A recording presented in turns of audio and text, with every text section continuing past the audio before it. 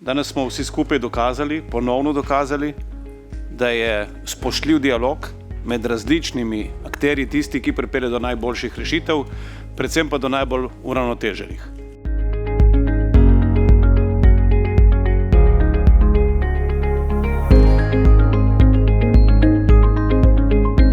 S socialnimi partnerji smo zelo hitro prišli do dveh temeljev, na katerih smo postavljali reformo. Ob zavedanju, da se kot družba staramo, smo se dogovorili, da smo vsi skupaj pripravljeni delati nekoliko dlje, ampak ne za slabše pokojnine.